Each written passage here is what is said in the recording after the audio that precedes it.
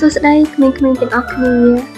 ស្វាគមន៍មកកាន់ Kid Podcast ដែលជាកម្មវិធីសម្រាប់កុមារដែលមានទាំងភាពសប្បាយនិងចំណេះដឹងថ្មីៗនៅក្នុងវគ្គថ្ងៃនេះដែរយើងនឹងទៅស្វែងយល់អំពីអាកាសធាតុជុំវិញខ្លួនយើងបានទៅជាស្ដាប់ឲ្យបានល្អ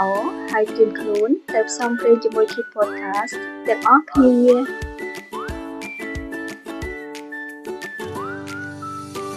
អាកាសធាតុមានដូចជាពន្លឺថ្ងៃភ្លៀងខ្យល់បក់ឬធ្លាក់ព្រិលអាកាសធាតុគ្រប់ប្រភេទទាំងអស់បាននឹងកំពុងកើតឡើងនៅកន្លែងណាមួយក្នុងពិភពលោកនាពេលបច្ចុប្បន្ននេះ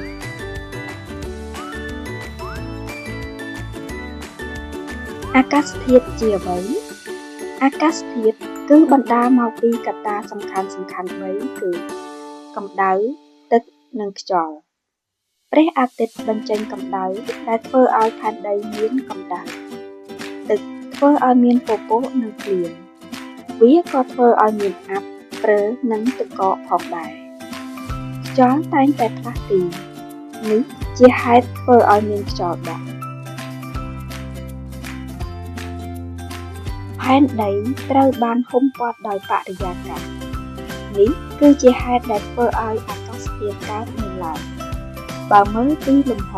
បរិយាកាសមើលទៅដូចជារង្វង់អាប់ពណ៌ខៀវជំវិញផែនដីអញ្ចឹងរលកពណ៌សទាំងនោះគឺជាពពកដូចម្ដេចដែលហៅថាវដ្តទឹកតែងតែផ្លាស់ទីរវាងសមុទ្រខ្យល់និងដីនេះត្រូវបានគេហៅថាវដ្តទឹក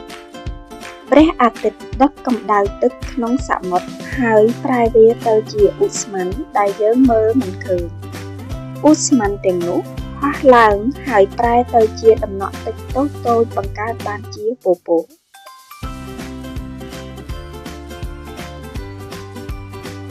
ដំណក់ទឹកតូចៗរួមបញ្ចូលគ្នាបង្កើតបានជាដំណក់ធំ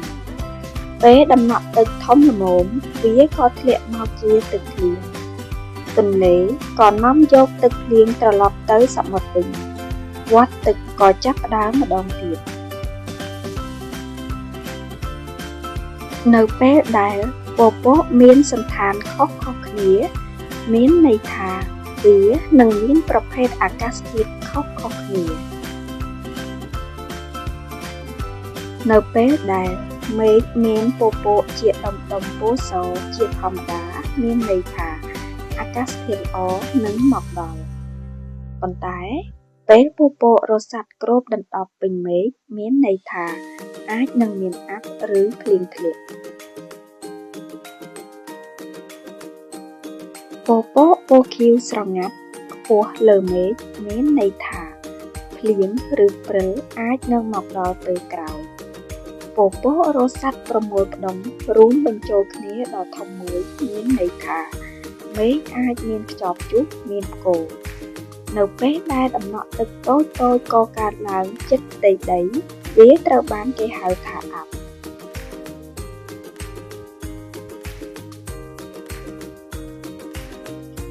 ដូចម្ដេចដែលហៅថាគ្រីស្តាល់ទឹកកកនៅពេលដែលខ្យល់ត្រជាក់ខ្លាំងទឹកក្នុងពពកត្រូវបានបង្កើតជាគ្រីស្តាល់ទឹកកកតូចៗហៅថាការព្រិល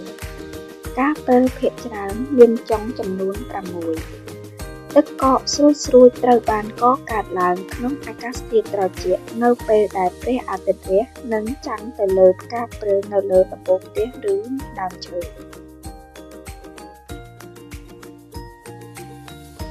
ព្រិលរលាយពេលត្រូវពន្លឺថ្ងៃទឹកស្រក់ចុះទៅក្នុងម្លប់ត្រជាក់ដែលធ្វើឲ្យវាកកវិញទឹកកាន់តែច្រើនស្រក់ចុះបន្តិចម្ដងហើយបង្កើតជាទឹកកកស្រួយជាច្រើនព្យុះកករន្ទះកើតមានឡើងនៅពេលដែលពពកប្រមូលផ្ដុំគ្នាច្រើនក្នុងកន្លែងតែមួយនៅលើមេឃខ្យល់បក់ខ្លាំងនៅខាងក្នុងពពកបានបក់បោកភ្លៀងព្រិលនិងដុំព្រិលចុះឡើងហេតុការណ៍ទាំងនេះធ្វើឲ្យមានចរន្តអគ្គិសនីកើតឡើងហើយវាបាញ់ចុះមកដីជាលក្ខណៈផ្លេកបន្ទោ ជួនកាលភ្លេងបន្ទោបានបាញ់ត្រូវដើមឈើនិងអគារនានាកូឡន់គឺជាសំឡេងដែលភ្លេងបន្ទោបង្កើតឡើងនៅពេលដែលខ្យល់ជុំវិញវាកើនកម្ដៅភ្លេងបន្ទោប្រភេទនេះត្រូវបានគេហៅថាភ្លេងបន្ទោបែកមេសាខាហេតុអ្វីបានជាមានដុំព្រើដុំព្រើត្រូវបានកកើតឡើងក្នុងព្យុះកូររន្ទះដូច្នេះទើបជារឿយៗអ្នកឃើញមានព្យុះទឹកកកនៅពេលដំណើរគ្នានឹងកូឡន់និងភ្លេងបន្ទោដំណក់ទឹកបានបក់ឡើង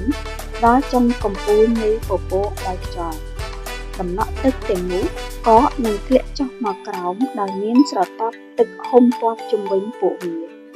ព្រើត្រូវបានបក់ឡើងដល់កំពូលនៃពពកម្ដងទៀតហើយស្រទាប់នៃទឹកក៏ឡើងកកហេតុការណ៍នេះកើតឡើងម្ដងហើយម្ដងទៀតរហូតដល់ព្រើមានទម្ងន់ធ្ងន់កាន់តែខ្លាំងរួចធ្លាក់ចុះពីផ្ទៃមេឃមកលើផ្ទៃដីប្រសិនបើយើងកាត់ដុំព្រើពាក់កណ្ដាលយើងនឹងមើលឃើញស្រទាប់របស់វាស្រដៀងដូចស្រទាប់ខ្ទឹមបារាំងអញ្ចឹង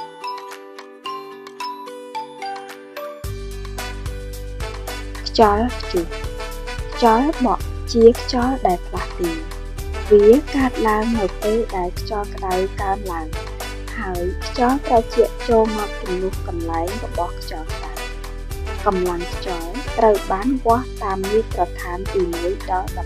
12កម្លាំងខ្យល់កម្រិត2អាចសម្លៀកបំពាក់នៅលើស្នួលសម្លៀកបំពាក់បាន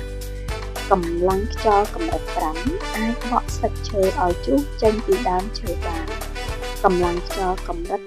9គឺជាគ្រោះមហន្តរាយដ៏ធ្ងន់ធ្ងរវាអាចបក់ក្បឿងចេញពីដំបូលផ្ទះបាន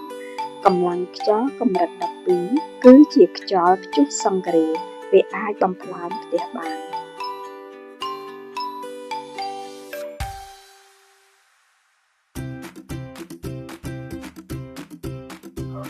ដល់ពេលត្រូវលាគ្នាសម្រាប់ថ្ងៃនេះហើយសង្ឃឹមថាក្មេងៗទាំងអស់គ្នាបានរៀនអ្វីថ្មីៗនិងមានភាពសប្បាយរីករាយជាមួយ Kids Podcast កុំភ្លេចតាមដានស្ដាប់ពាក្យបន្តទៀតណា